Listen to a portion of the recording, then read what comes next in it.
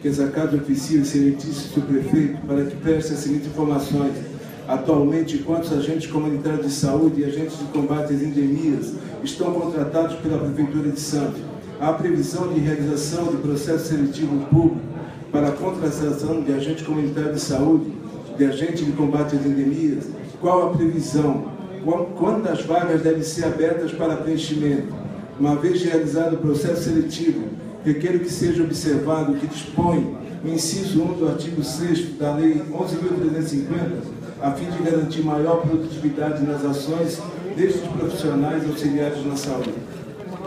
Discussão, requerimento, votação aprovada. Excelente.